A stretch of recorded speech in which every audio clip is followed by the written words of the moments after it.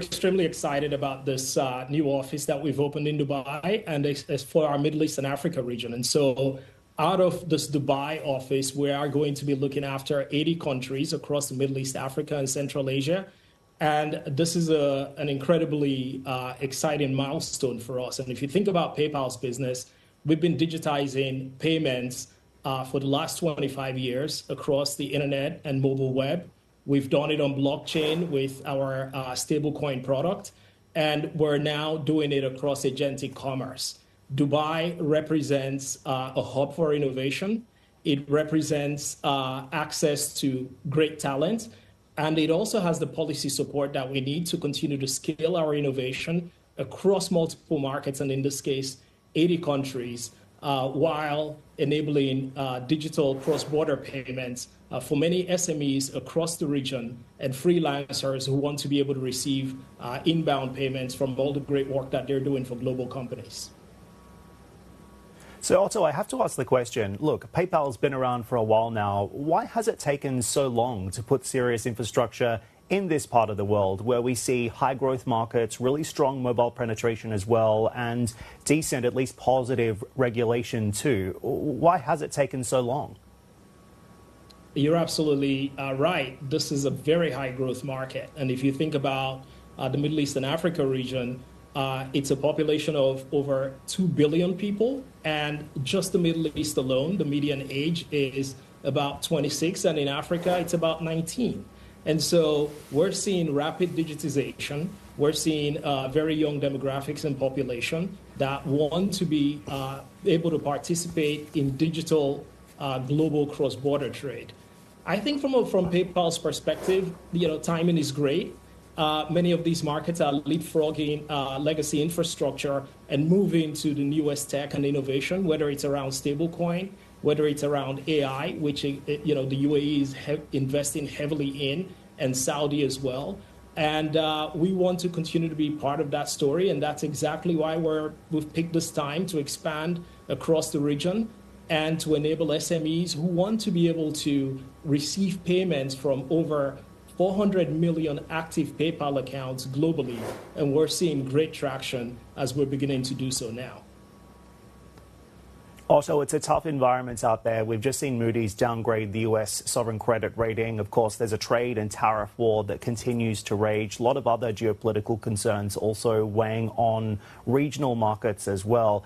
Is this also a play on growth, given the growth profile that you described in this region and the tougher macro backdrop that PayPal is facing around the world? It absolutely is a play on growth. We do believe in this region, and we're committed to investing in this region, and we see the growth opportunities. If you look at the MENA region alone, digital payments this year is about $250 billion. It is projected to grow to over $400 billion by 2030. That is the kind of growth that we're seeing in this region, and that is the kind of growth that we're betting on.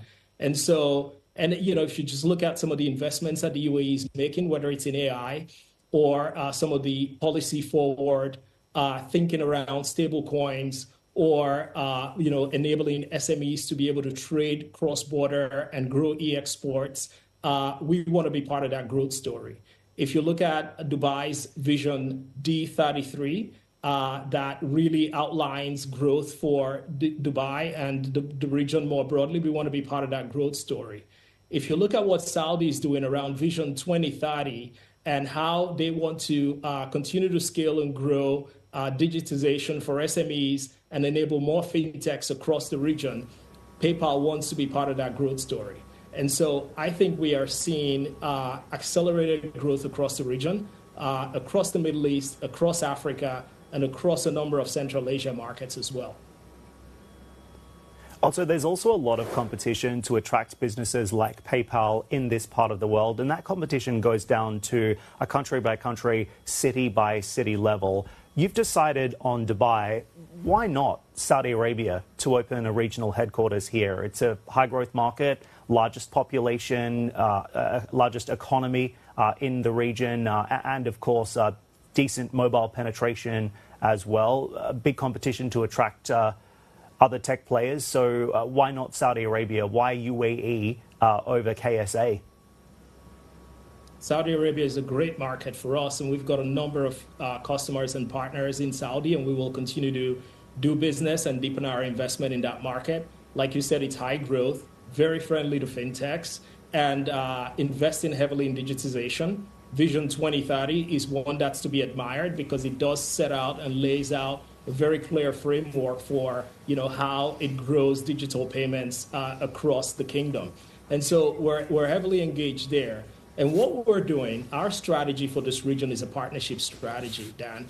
And if you look at some of the announcements that we've made recently, whether it's here in Dubai with a Tisalat payment gateway, or with some of our Saudi partners, and we've got a number of Saudi customers as well that we serve, or even across Qatar and the GCC, where we announced with Ooredoo, or some of our announcements with TerraPay to open up more cross-border flows.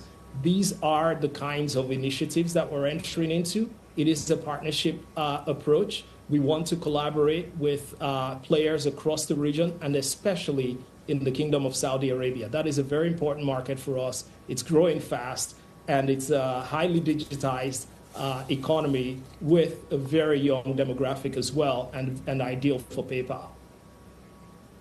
So will you open an office there as well? We continue to explore opportunities to expand across the region. And, we've set up our hub here to start, and the goal is to continue to invest in this region, expand our presence, bring more of PayPal's innovations into the region. And we've got quite a bit of assets that we believe we can deploy across the Middle East and across Africa.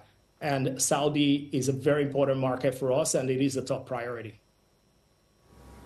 Okay, so of the 80 markets that you intend on serving around the region, which of those will actually get capital, headcount, and a product focus? Obviously, the core of the operation is going to be in Dubai. What would you say gets second priority here? That's a great question, actually. And so our approach is enabling cross-border trade. If you think about it, we've made a number of investments across the region. Our PayPal Ventures has invested in Tabi, a very successful buy now, pay later fintech in the region. We've invested in Paymall out of Egypt. We've invested in Stitch as well. And so we will continue to invest across the region. And these are all, I've just mentioned the GCC, North Africa, and South Africa there. And so we are looking at a broad regional investment approach, bringing our products into the region. And it is a cross-border trade model where we want to digitize cross-border trade. Many SMEs across this region want to be able to sell to our 430 million active accounts globally. We're enabling them. Many large enterprises want to be able to unlock sales across the airline vertical, automotive vertical, and retail vertical with our global buyers. We're enabling them. And so many freelancers in this region want to be able to receive payments from US and European companies that they're doing business for. We're enabling them as well across the Middle East and Africa. And so our investment is going to be very broad-based across the entire region that we serve. Otto, can I also ask, you mentioned this before, and I wanted to pick up on this. Everyone is talking about AI, of course, PayPal being a case in point here. Where would you say AI has actually moved the needle for PayPal in the Middle East and Africa region? It really will. And it has so far. So what we've done is we've made some announcements around agentic commerce. And this is one that we're heavily invested in, and we believe is going to move the needle, especially as this region, leapfrogs into technologies and innovations of the future. And if you think about it from an AI standpoint, I think our CEO, Alex Christ, puts this really well. To be successful in AI, you need three things. You need infrastructure, which the UAE is investing heavily in. You need data, and you need data scientists. And that is a lot of what many small businesses do not have.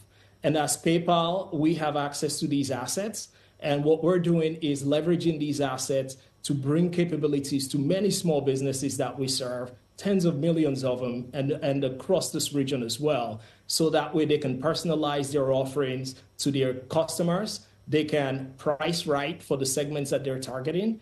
And they can also identify, what their customers need post-purchase by bringing the right recommendations via rich receipts to customers that purchase for them to drive repeat purchases. And so these are all areas where we believe AI can make a difference and help serve our customer base and our small businesses across the region who need these capabilities to be successful and to be more productive.